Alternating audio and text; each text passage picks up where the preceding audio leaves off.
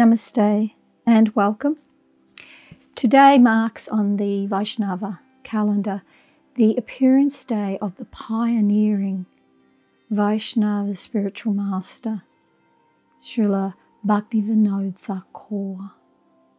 So even though he appeared nearly 180 years ago, his life's legacy directly impacts on the fabric of our spiritual lives today. His revival of scripture in accordance with Lord Chaitanya, his rediscovery of Lord Chaitanya's birthplace, his desire for Lord Chaitanya's teachings to be taken to the West. Before I begin, though, I would like to offer my obeisances to my spiritual master, Jagat Guru, Siddhasarupananda. Nama Om Vishnu Padaya Krishna Pastaya Bhutale Srimati Siddhaswarupananda Paramahamsariti Namane Bhaja Shri Krishna Chaitanya Prabhu Nityananda Shri Advaita Gadha Shri Vasudev Gopakta Vrindam Hare Krishna Krishna Krishna Hare Hare Hare Ram Ram Ram Hare Hare. Bhaktivinoda Thakur was an extraordinary Vaishnava poet and songwriter, with poems that are still popular today. You may know this short poem, "He reasons ill who says that Vaishnavas die, when thou art living still in sound. The Vaishnavas die to live, and living try to spread the holy name around." I saw that on a plaque in Jagannath Puri in the Samadhi temple of Haridas Thakur. Somebody has it engraved on a plaque in there. Srila Bhaktivinoda Thakur's poems, especially his poems, they were really a very unique way that he would preach. They weren't just poetry about, beautiful trees or whatever like that. They were a method where he was able to reach out to people with a very deep philosophical note to them. And for a lot of his poems, he would start off on the premise of somebody who's in the material world and some problems that they're facing. Actually, when you think about it, his poetry was like social reflections. And then he would work his way through the verses and always end up with the solution, no matter what the problem was, how it started, the solution of surrender to the Supreme Lord. So it was very clever and rather unique. So one of these poems, you would all know, the Saranagati. It really starts on the premises of somebody growing up, how in their childhood they were lost in nature's books. And then they grew older and they had to go to college, and then they got married and they had children. And then very soon old age is arriving and they're lamenting, what have I really done with my life of deep value? And then ending off with these prayers to the Supreme Lord. So it's a sort of a classic way that he does it. In the 1970s, my husband Jamunadas and I, we read one of his poems called The Jiva, and it really fascinated us. So in this poem, The Jiva, which is about 22 verses, he starts off from the point of view of somebody who's really enamored with alcohol. And then he works through those verses and coming to the culmination of what the solution is. So I'd like to read to you the first two verses because we found it very fascinating, very visual, his writing. So I'll read to you the first two verses and then the culmination. Alas for those who spend their days in festive mirth and joy, the dazzling, deadly liquid forms their hearts forever implore. The shining bottles charm their eyes and draws their heart's embrace. The slaves of wine can never rise from what we call disgrace. So he's laying out the problem, and then he works through and he comes right to the very last verse. O Vaishnava, lead me on to Vrindavan. So these are very wonderful poems, aren't they? Bhaktivinoda Thakur wrote over 200 songs. One of them you will probably know. Jai Radha Madhava Kunja Bihari, Gopi Janavalabha Girivaradhari, Yasodanandana Braja Janaranjana, Jamuna Tira Vanachari. This was a favourite of Srila Bhaktivedanta Swami Prabhupada, and he would sing it before his lectures. He said, it's a picture of Vrindavan. Everything is there. Srimati Radharani, Vrindavan, Govardhan, Yasoda, and all the cowherd boys. So as well as over 200 songs, as well as countless poems, he also wrote nearly 100 books. So you can see how prolific he was. And really what spurred him on was that at that time in history, he couldn't find, it was very difficult to find authentic Vaishnava books.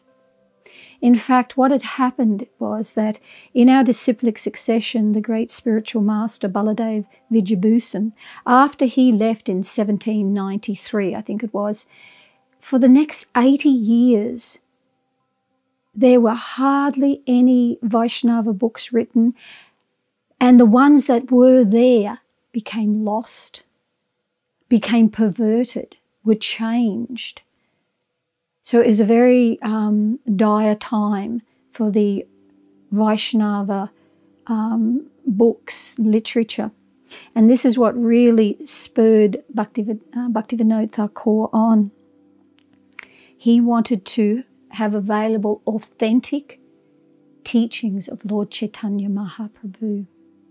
Now, as well as this sort of difficulty with finding Vaishnava books and the teachings of Lord Chaitanya Mahaprabhu, around that same time, the British colonized India and they spread Western influence throughout India.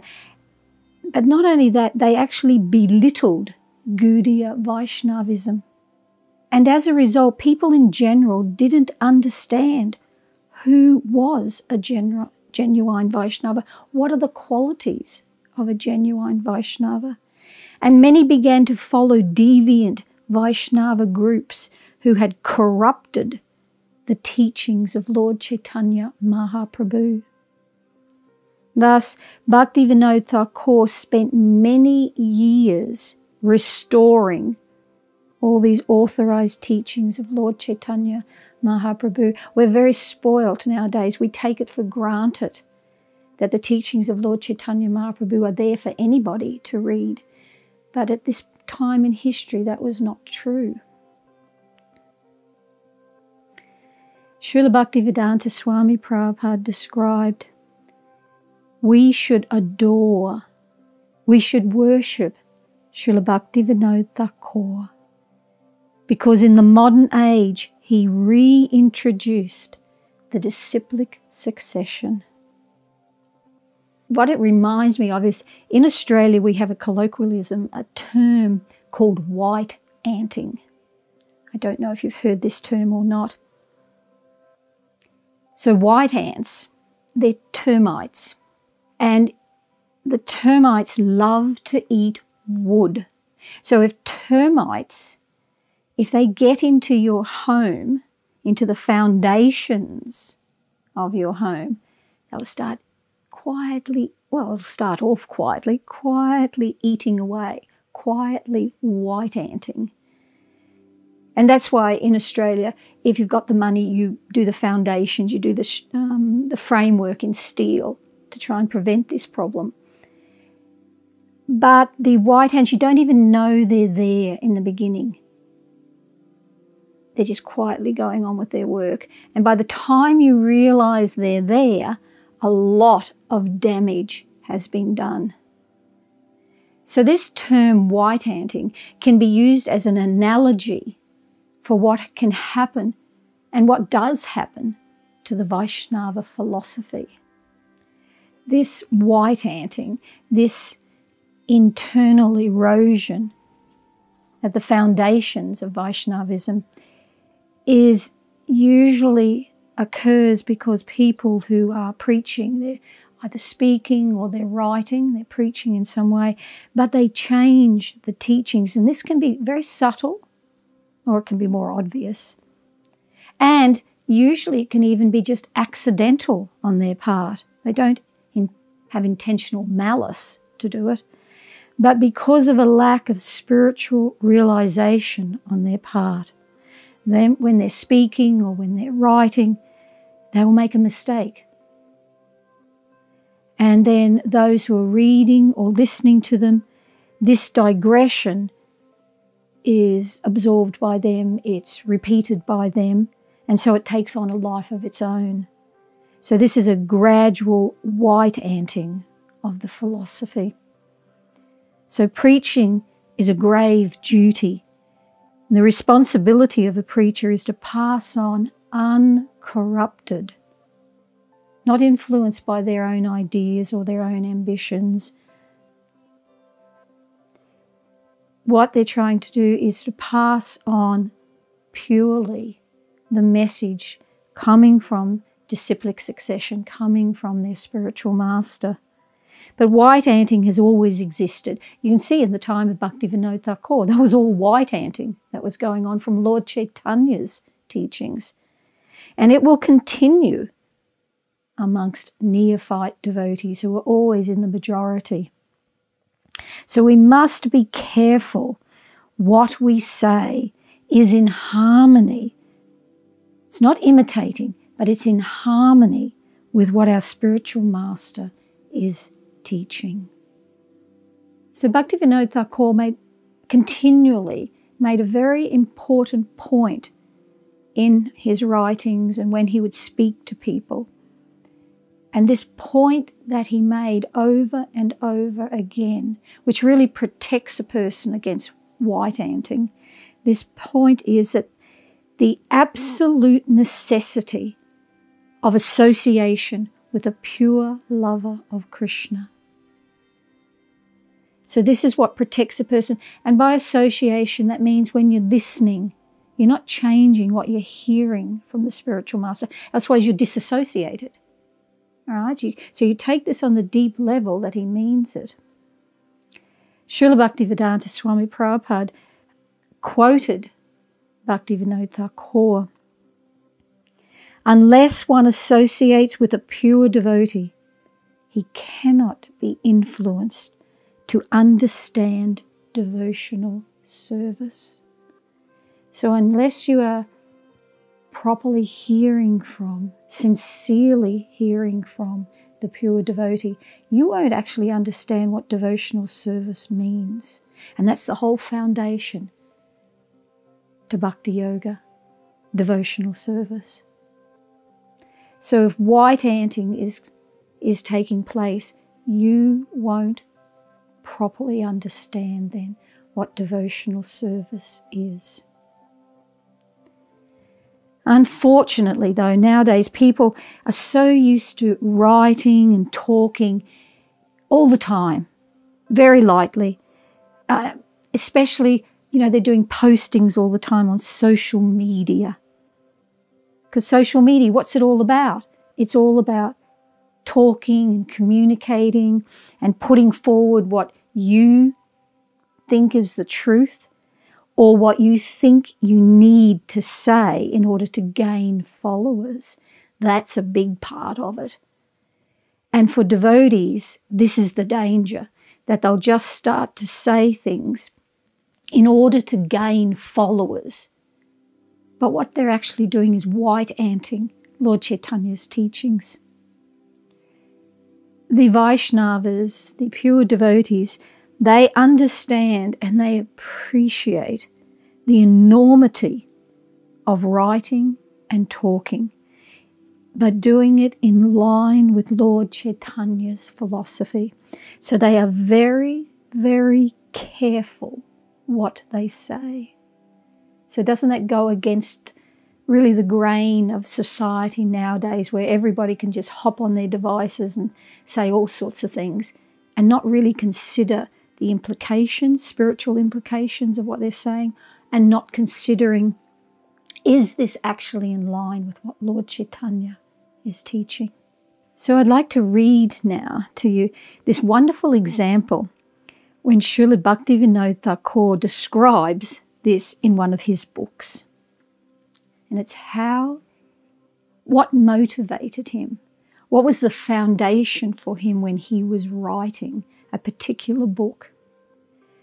One day in a vision, Swarup Damodara, the right-hand personal adherent of Lord Sri Chaitanya, instructed me to compile the slokas of Srimad Bhagavatam as laid down by Sri Chaitanya Mahaprabhu. So that book will read with an easy understanding, with great interest and delight by the loving devotees of the Lord.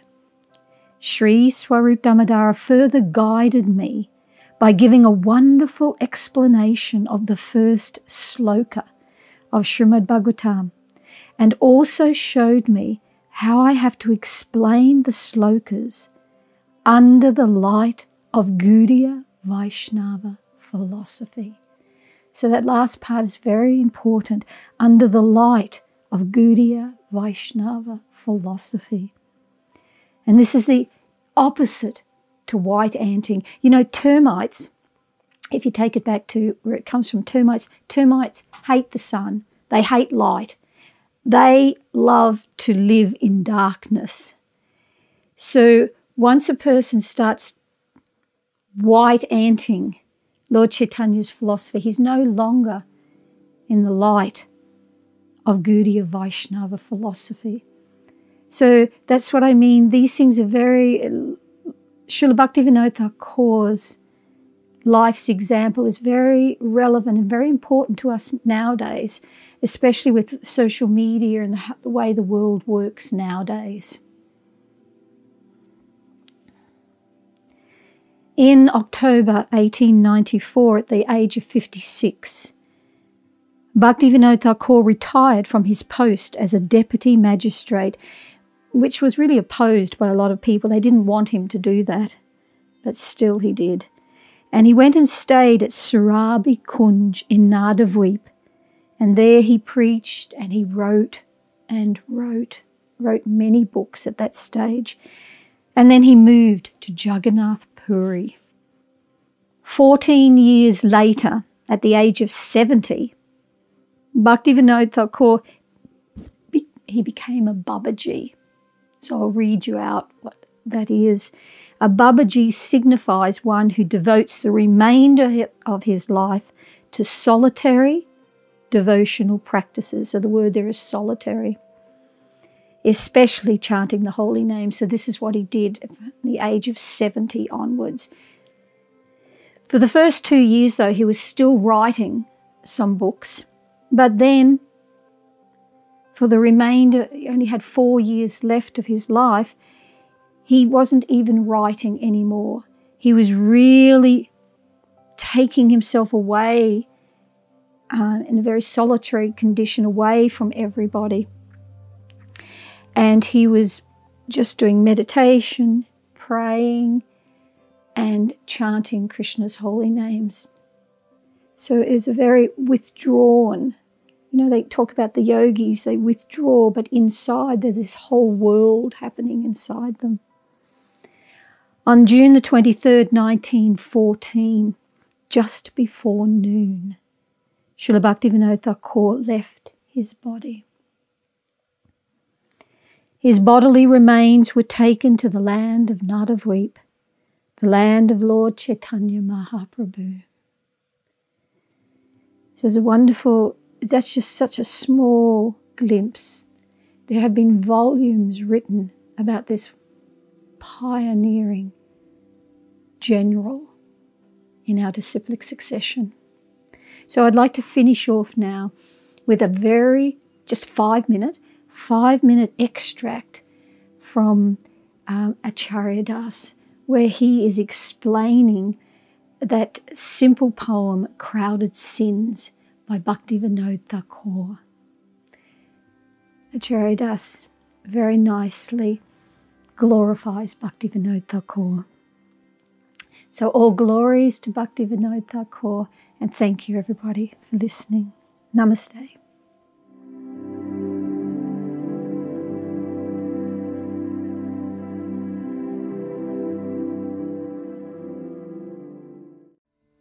There's a really nice poem by Srila Bhaktivinoda Thakur. It only has 2 verses, but it's really, really wonderful.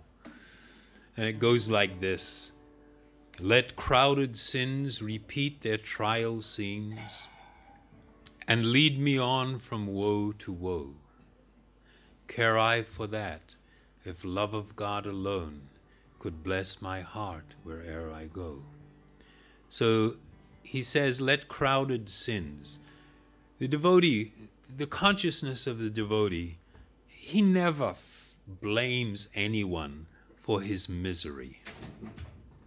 If my life is tough, if I am suffering sometimes, it's not because of anybody else. It is because of my past sinfulness. So lighten up and stop blaming everybody else. Due to past sins in this lifetime and previous lifetimes, it is like a vast crowd. Let crowded sins repeat their trial scenes. So again and again, I will be faced with trials and tribulations. Let crowded sins repeat their trial scenes and lead me on from woe to woe. This is the nature of material life, to be confronted with woeful situations. And it is all due to our past sinfulness. And he says, care I for that? I don't care about that. If love for God alone could bless my heart wherever I go. The second verse is, the holy seat of love is Vrindavan, where matter's law knows no domain. Oh, when shall my panting soul find rest in that eternal realm again? The holy seat of love is Vrindavan. We all know that Krishna's world is where all love emanates from. It is the seat of love. The holy seat of love is Vrindavan, where matter's law knows no domain. The laws of the material world, of material nature, have no dominion in this realm. Oh, when shall my panting soul, is like the living beings journeying through a vast desert, very inhospitable terrain. This is material life. Lifetime after lifetime has been going on. And the living being is just so exhausted, just panting. Oh, when shall my panting soul find rest in that eternal realm again? Hare Krishna, Hare Krishna, Krishna, Krishna, Hare Hare, Hare Rama, Hare Rama, Rama, Rama, Hare Hare, Hare Krishna, Hare Krishna,